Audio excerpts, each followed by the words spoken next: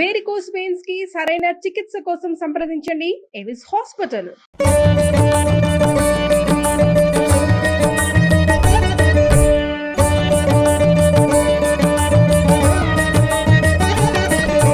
నమస్తే. ఈరోజు రమ్మగారు నేను కలిసి ఎదిలాబాద్లో ఉన్నటువంటి గోదా సమేత రంగనాయక స్వామి ఆలయంలో ఉన్నాము. ఆలయ చరిత్రలు ఎప్పుడూ కూడా మనం స్టూడియోలో కూర్చొని మాట్లాడుకుంటూ ఉంటాము. కాకపోతే ఎప్పుడు అలానే కాకుండా ఒకసారి డైరెక్ట్గా ఆలయం దగ్గరకు వచ్చి ఇక్కడే కూర్చొని స్వామివారిని దర్శించుకొని తల్లిని దర్శించుకొని ఆలయం సంబంధించిన చరిత్ర కావచ్చు, పురాణం కావచ్చు మాట్లాడుకుందాం అనిపించింది. ఏమంటారు రమ్మగారు? తప్పకుండా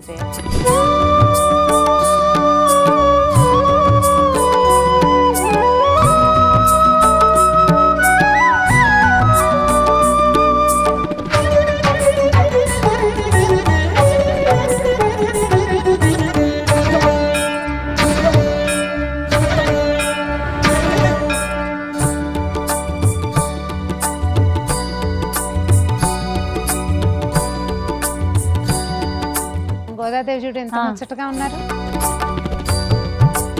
తిరుమలలో ఈ ధనుర్మాస కాలంలో స్వామివారు మలయప్ప స్వామివారు చిలుకను పట్టుకుని ఊరేగుతారు. ఓకే. ఊరేగింపుల్లో స్వామివారి అమ్మవారి దీనికోసం అన్నమాట, గోదాదేవికి గుర్తుగా ఓకే చిలుకని పట్టుకుంటారట. ఓకే. కాదు రమ్మగారు, ఇప్పుడు తిరుమలలో సుప్రభాతానికి బదులు ప్రతిరోజు పాసురం వినిపిస్తారు కదా, తిరుప్పావే వినిపిస్తారు. ఇది ఈ పురాతన దేవాలయాల్లో ఇది ఒక పద్ధతి ఉంటుంది. మట్టసంగా ఉండదు గుడి అంటే. మనకి ఇప్పుడు ఇటీవల కాలంలో కట్టిన దేవాలయాల్లో ఈ విధానం కనిపించచ్చు. మనం ఒక మెట్టు ఎక్కుతున్నాం కదా, మెట్టెక్కి వెనకాల భాగం ఎత్తుగా, ముందు భాగం లోతు, వెనక భాగం కొంచెం ఎత్తు. ఏమిటో చరిత్ర వాస్తా అంటే మీరు అన్నట్లు పురాతన ఆలయాలకు మాత్రమే ఇలాంటి, కొన్ని చోట్ల పాత వాస్తుని పాటించే వాళ్ళు అట్లా. దేవాలయాల వాస్తు బాగుంది కదా, చాలా బాగుంది. ప్రాంగణం కామ్గా ఉంది, ప్రశాంతంగా. ఈ చుట్టూతా మండపాలు ఉండటము ఇది కూడా పాత పద్ధతి. ఒక ఎత్తు వచ్చింది చూడు, మళ్ళా అటు మెట్లు దిగేస్తామన్నమాట మనం. ఓకే. అబ్బా రోలు రమ్మగారు, రోలో ఇక్కడ ఏం చేసేవారు మరి, ఒక రాయి మీద ఉంది. మళ్ళీ ఇప్పుడు మెట్లు దిగి వెళ్ళిపోతాం చూడు, వెనక భాగం ఎత్తు. హైదరాబాద్ చుట్టుపక్కల పురాతన కొన్ని దేవాలయాల్లో ఈ ధోరణి ఇది కనపడుతుంది, ఈ రకమైన విధానం. ఏదో స్తూపం వేశారమ్మా, వెళ్దాం పద అటు. అంటే మనకి కొన్ని భద్రాచలంలోనూ అక్కడ కనపడుతుంది ఇలా స్తూపం. అంటే స్తూపం ఇవి రామకోటి స్తూపము, లేకపోతే ఎవరైనా గురువు గారి కోసం కట్టారో చూద్దాం, ముందుకెళ్తే మనకి తెలుస్తుంది.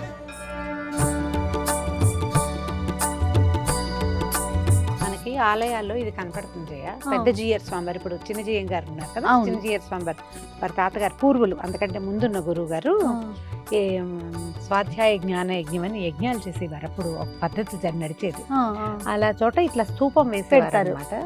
జనరల్ బజార్ లో ఉన్న లక్ష్మీనారాయణ స్వామి దేవస్థానంలో కూడా ఉందట. ఇక్కడ కూడా ఇది 79లో వేసిన స్తూపం. స్వామివారు చూడు ఎంత చక్కగా ఉన్నారు. బాగుంది కదా.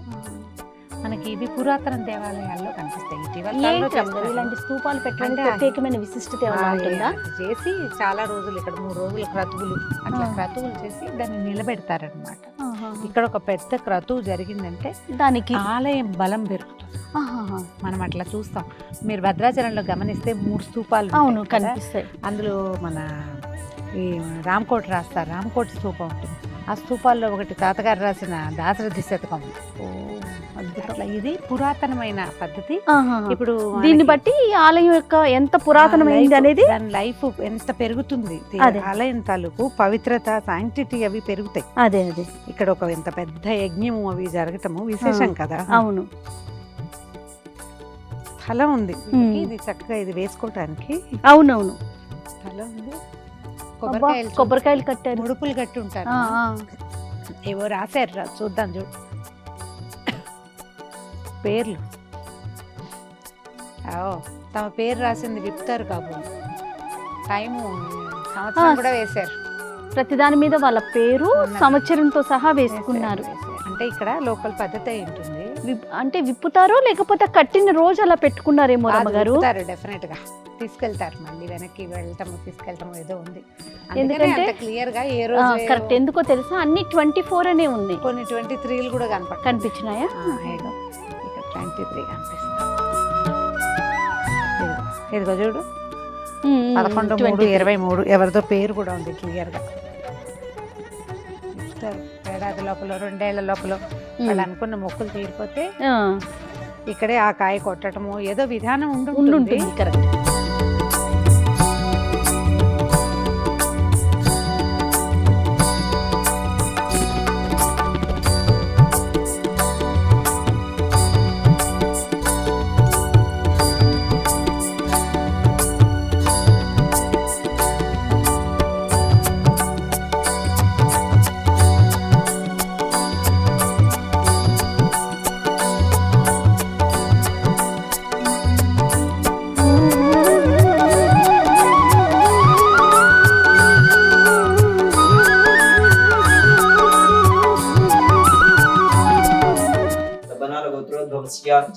जयप्रकाश नामधेयस्य सह कुटुम्बस्य हरिजगोत्रोद्भवस्य नरसिंह भट्ट नामधेयस्य उदयश्री नामदेवत्याः सह कुटुम्बस्य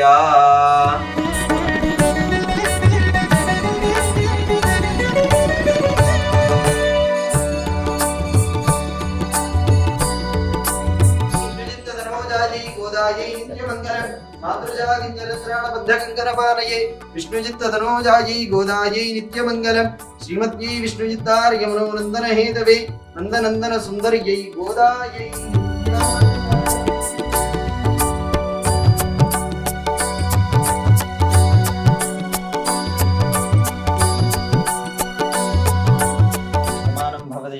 पुरुषेन्द्रिय आयुष्येवेन्द्रिये प्रतिष्ठति गोदादमेतमन्नार रंगनायक स्वामी परिपूर्ण कृपा कटाक्ष सिद्धिरस्तु।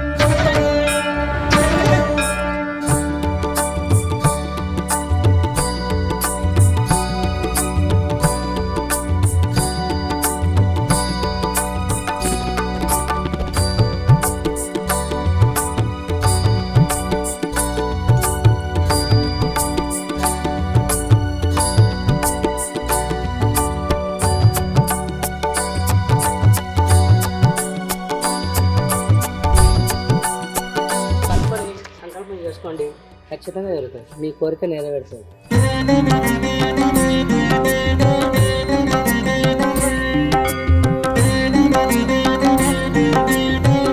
దర్శనం కూడా అయిపోయింది కదా రమ్మగారు. బా ఎంత బాగుంది తల్లి కదా. నేను 4 ఏళ్ల క్రితం వచ్చాను. అవునా? 4 years బ్యాక్ చూసాను నేను. ఈ అమ్మవారి కథ విన్నాక తప్పకుండా మనం సుమన్ టీవీలో చూపించాలనిపించింది. అవును. మనం చాలా ప్రఖ్యాతమైన కథ ఒకటి ఉంది మనది, అమ్మవారి చేతికి గాజుల కథ. అవును. ఆ గాజుల కథకి బాగా దగ్గరగా ఉన్న కథా విశేషం ఈ అమ్మవారి దగ్గర కూడా ఉంది. అయితే రంగనాయక స్వామి దేవస్థానం అని చెప్పినా కూడా ఇక్కడ మెయిన్ గోదాదేవే, ఆమె ఈ గుడిని కట్టించుకుందని చెప్తున్నారు. ఇది దాదాపు 700 సంవత్సరాల క్రితమట. ఈ దేవాలయాన్ని స్థాపించిన వారు, అసలు మొదట ప్రతిష్ఠ చేసిన వారు దేశికర్లని, మన ప్రాంతం వారు కాదు, వీడు తమిళనాడు వైపు నుంచి వచ్చారు. అయితే ఆయన అమ్మవారిని కూతురుగా భావించేవారు. ఆయన్ని భార్యని అమ్మ నాన్న అనేదట గోదాదేవి. ఆవిడ వాళ్ళతో తిరుగుతూ ఉన్నట్టుగా ఉండేదన్నమాట. ఈ ప్రాంతానికి వచ్చి పక్కన ఒక వేణుగోపాల స్వామి దేవాలయం, మనం కూర్చున్న దేవాలయం కంటే కూడా ఇంకా పురాతనమైనది. ఆ దేవాలయంలో అర్చకత్వానికి ఉన్నారు వీరు. దేశకర్లు అంటే వైష్ణవులు. అదే. అయితే ఆయన అర్చకత్వం చేస్తున్న రోజులు అమ్మవారు ఆయనతో పాటు కలిసి తిరుగుతూ, నాకు ఇక్కడ ఒక దేవాలయం కావాలి నాన్న అని అడిగేదట. అడుగుతుంటే ఇది మన ప్రాంతం కాదు, ఇక్కడ ఎందుకమ్మా అంటే నాకు ఇక్కడే ఉండాలనుంది, నాకు ఇక్కడ దేవాలయం కావాలని. ఆవిడే నీకెందుకు నేను ఏర్పరుస్తానని ఈ ప్రాంతంలో ఉన్న ధనికులకి స్వప్నంలో ఆదేశం ఇచ్చిందట. ఆ తల్లి ఇక్కడ ఒక వేణుగోపాల స్వామి గుడిలో అర్చక స్వామి ఆయన ఇక్కడ నా కోసం గుడి కడతాడు, ఆ గుడికి సహాయం చేయమని వాళ్ళంతట వాళ్ళే సహాయం చేసి ఈ దేవాలయం నిర్మించారు. 700 సంవత్సరాలు అయింది. మనకు ఆలయ నిర్మాణం కూడా చాలా పురాతనంగా కనపడుతుంది, ఎక్కడ సిమెంట్ ఛాయలు లేవు, అంతా రాతి కట్టడంగా కనిపిస్తుంది. మనకి శ్రీ విల్లిపుత్తూరులో అంటే గోదాదేవి జన్మస్థానమైన విల్లిపుత్తూరులో స్వామివారు అంటే రంగనాథులు రంగనాయకుడు అని చెప్తారు. అమ్మవారు రంగనాయకి, రంగనాథుడు అక్కడ రంగనాయకుడుగా ఉంటాడు. అవును, వీరిద్దరు పక్క నుండి విష్ణు చిత్తులు కూడా, గోదాదేవిని తండ్రి కూడా పెరియాళ్ళ వారు అంటారు, విష్ణు చిత్తుల వారు కూడా ఒకే చోట వాళ్ళు ముగ్గురు నిలబడి ఉన్నట్టుగా అక్కడ దర్శనమిస్తారు. అవును, అదే దర్శనం మనకి ఇక్కడ కూడా లభిస్తుంది. విష్ణు చిత్తుల వారు మధ్యలో స్వామివారు, కుడివైపు గోదాదేవి నిలబడి ఉన్నట్టుగా ఉన్న ఏకశిల మీదే ముగ్గురు విడివిడిగా ప్రతిమా విశేషాలు మనకు కనిపిస్తాయి. చాలా వింతైన విషయం, ఒక కథ ఉంది ఇక్కడ. అయితే అమ్మవారట ఇక్కడ స్వప్నాల్లో కనపడ్డము అవి ఎక్కువట. విడిగా కూడా ఆమె రోజు సంచారానికి వెళ్తుందని, ఆమె దేవాలయం నుంచి బయటకు వచ్చినప్పుడు ఒక సుగంధం వ్యాపిస్తుందని ఇక్కడ అని చెప్తున్నారు. ఆలయ ప్రధాన అర్చకులు విశేషంగా ఇలా సంచారానికి వెళ్ళడం అంటే ఆమె స్వయంగా దేవాలయం కోరుకున్నది కాబట్టి అలా ఉండుండొచ్చు. అయితేనట ఇక్కడ జాతర జరిగిందట అప్పుడు 600-700 సంవత్సరాల క్రితం. జాతర జరిగితే ఒక గాజులు ఆయన దగ్గరికి వెళ్ళి, చిన్నపిల్ల ఒక పాప గాజులు వేయించుకుని, ఈ దేవాలయంలో అర్చకులు ఉన్నారు కదా, నేను వాళ్ళ అమ్మాయిని డబ్బులు ఆయన దగ్గర తీసుకోమని చెప్పిందట. తీరా వీరికి అప్పటికి సంతానం లేదు, ఆడపిల్లలు లేరు, మగపిల్లలు ఉన్నారేమో.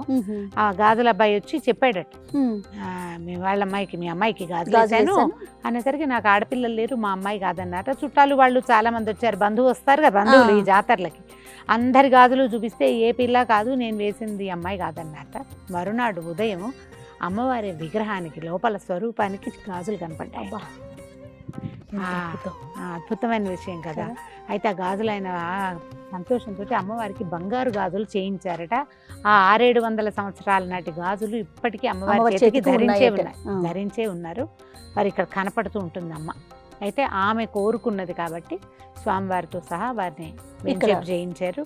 విశేషంగా ఏంటంటే ఇలాగా మామగారు అల్లుడు కూతురు ఒకే శిల మీద ఉండటం చాలా ప్రత్యేకం. మామగారు ఉన్నారు, అల్లుడు ఉన్నారు, పక్కన కుమార్తె ఉన్నారు. అమ్మవారు బాగా ఇక్కడ ఏంటంటే కోరిన కోరిక, ధర్మబద్ధమైన ప్రతి కోరికని ఇక్కడ తీరుస్తుందట ఆమె. మీకు గుర్తుందా, ప్రధాన అర్చకులు చెప్తున్నారు 99% ధర్మబద్ధమైన కోరిక అయితే ఖచ్చితంగా నెరవేరుతుంది. ఎక్కడైనా మీకు దేవాలయంలో మనం సరైన కోరిక కోరాలి అంతే. అది అయితే ఈ దేవాలయం లోపల నడుస్తున్నా తిరుగుతున్నా ఎంతో ప్రశాంతంగా, పూర్వకాలపు ధ్వజస్తంభము, తర్వాత గోపురం, గాలి గోపురం. ఆలయం కూడా ఒక చతుర్మధ్యంగా చతురస్రాకారంలో ఉన్నట్టు, వెనక భాగం కొంచెం ఎత్తుగా పూర్వకాలపు వాస్తు ప్రకారం ఉన్నది. అత్యంత పురాతనమైన దేవస్థానాలు హైదరాబాద్ చుట్టూతా ఉన్నవి చూడాలన్న మన కోరికకి మొట్టమొదట రాయి ఇక్కడ ఆదిలాబాద్ రంగనాయక స్వామి దేవస్థానంలో ఈ రోజున ధనుర్మాసానికి ఒక 10 రోజులు ముందుగా దగ్గరలో ఉన్న ఒక 15 రోజులు అటు ఇటుగా. సో ఈ 10-12 రోజుల ముందే ఒక 2-3 దేవాలయాలు దర్శనం చేయాలన్న కోరిక తీరింది. అమ్మవారికి విశేషమైన స్వరూపం మనం ఇక్కడ చూస్తాం. గోదాదేవి ఏమిటంటే స్వయంగా స్వామివారిని వివాహం చేసుకోవటం కాదు, తను వేసుకుని దండలు, తను విడిచిన మాలలిచ్చి ఆయనకి ప్రీతి కలిగించి ఆయనలో ఐక్యమైనటువంటి 12 ఆళ్వార్లలో ఒకటైన గోదాదేవి రేపు ధనుర్మాసంలో ప్రతిరోజు ఒక పాసురంతో స్వామివారిని మేల్కొల్పుతుంది. ఈ నెల రోజులు ఆమెదే సేవాకాలం అంతే. ఆమె నడిచిన దారిలోనే భక్తులందరూ నడుస్తారు. ఇక్కడ ఈ దేవాలయానికి కూడా మన ఇది ఒక చిన్న పల్లెటూరుగా ఉంది ఆదిలాబాద్. ఇది వరకు లక్ష్మీనారాయణపురం అనేవారట. మెల్లిగా రాయపురం, క్రమంగా గవర్నమెంట్ మళ్ళీ అన్ని మారి మారి మారి మొత్తానికి నిజాం కాలంలో ఆదిలాబాద్గా మారింది. మనకి ఘట్కేసర్ నుంచి కొంచెం దగ్గర. హైదరాబాద్ వాస్తవ్యులందరూ విశేషంగా దర్శించవలసిన, హైదరాబాద్ నుంచి ఒక గంటన్నర ప్రయాణం చేస్తే సరిపోతుంది. చాలా బస్సులు, ఆటోలు, ట్రాన్స్పోర్టేషన్ అనేది బాగుంది, సులువైంది కాబట్టి అంటే ఆల్రెడీ చూసిన వాళ్ళు చూసినట్టు, చూడని వాళ్ళు చూడవలసిన క్షేత్రమైన ఇది ఖచ్చితంగా పాటించాలి. అయితే ప్రతి నెల మొదటి ఆదివారం నాడు సుదర్శన హోమం జరుగుతుందట. అధ్యయనోత్సవాలు, పవిత్రోత్సవాలు విశేషంగా చేస్తారు. ఈ మన ధనుర్మాసము అత్యద్భుతమైన సేవా కాలాలు నడిస్తే ఉత్తర ద్వార దర్శనం కూడా లభిస్తుంది ముక్కోట ఏకాదశికి. ఎవరెవరికి అవకాశం ఉంటే వాళ్ళు మేము చూపించిన ఈ ప్రాంగణము, ఈ అమ్మవారి గాజుల కథని విశేషంగా, ఎందుకంటే శ్రీ వైష్ణవ సాంప్రదాయంలో మట్టి గాజులు తక్కువ వాడరు, మడికి దానికి పనికిరాదంటారు. అమ్మ ప్రత్యేకంగా గాజుల మీద ప్రీతి, రంగులు ఆవిడకి నచ్చి ఉంటాయి, అందుకని ఇక్కడ అమ్మవారికి గాజులు సమర్పించడం కూడా మనకి విశేషంగా కనపడుతుంది. ఆలయానికి ముందున్న కొట్లలో కూడా మనం చూసుకుంటే గాజులే ప్రధానంగా అమ్ముతా ఉంది. మట్టి గాజులు ఉన్నాయి. రంగనాయక స్వామి పేరుతోటి దేవస్థానం ఉన్నప్పటికీ ఇక్కడ సేవాకాలం అంతా గోదాదేవికే, ఆమెనే ఇక్కడ ఈ ప్రాంతవాసులు అమ్మగాను తోబుట్టుగాను ఆడపడుచుగాను భావిస్తూ ఉంటారు. ఇక్కడ జరిగే పూజా విధానాలన్నీ కూడా వైష్ణవ సాంప్రదాయాన్ని అనుసరించే ఉంటాయి. ఒకే కుటుంబం వాళ్ళు ఈ 700 సంవత్సరాల నుంచి తరతరాలుగా వారి కుటుంబం అంతా కూడా అమ్మవారి సేవలోనే ఉన్నారు. ఎవరెవరికి అవకాశం అంటే వాళ్ళందరూ ఈ ధనుర్మాసం రాబోతున్న కాలంలో మార్గశిర మాసం పురుషోత్తమ మాసం కదా, ఈ మాసంలో అమ్మవారితో కలిసి వేంచేసి ఉన్న రంగనాథ స్వామిని చూసి దర్శనం చేసుకోండి. వారి అనుగ్రహానికి కృపకి అందరూ సుమన్ టీవీ ప్రేక్షకులందరూ పాత్రలు కావాలని కోరుకుంటున్నాను. రైట్, నమస్తే.